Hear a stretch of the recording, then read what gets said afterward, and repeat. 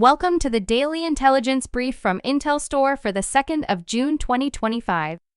In today's top renewable energy news, Chilean President Gabriel Boric announced that the government will submit a bill to Congress to advance the decarbonization goal to 2035, or even sooner.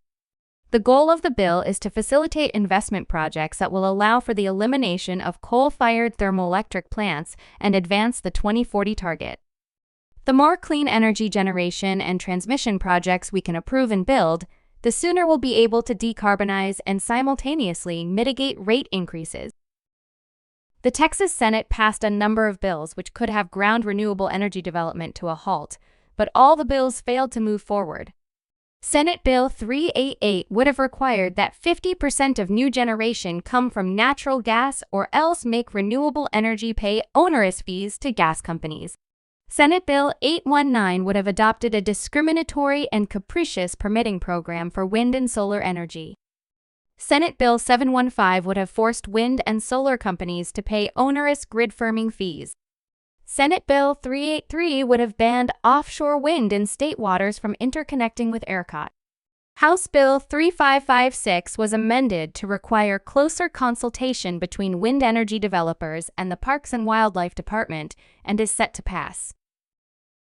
The broad coalition of developers, suppliers, ports, and industry organizations are responding to the letter to Parliament that Minister Hermans recently shared with the House.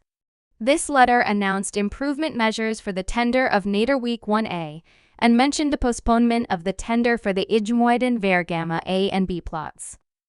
According to the signatories, the postponement of the tenders for IJmuiden-Weergamma underlines the difficult phase in which the offshore wind industry currently finds itself. The downturn in Eurozone manufacturing eased further in May, coming close to stabilization as production increased for the third consecutive month and supported by a near stabilization in demand. The HCOB Eurozone Manufacturing Purchasing Managers Index rose to 49.4 in May, from 49 in April. This marks a 33-month high that is in line with a preliminary estimate, but still below the threshold showing contraction in the sector. Wind power overtook solar in Spain during May due to the fallout of the blackout at the end of April. According to data provided by Red Eléctrica, solar photovoltaic produced a total of 4,688 gigawatt-hours, or 23.4% of the total for May. While wind energy produced fewer gigawatt-hours, it did so profitably.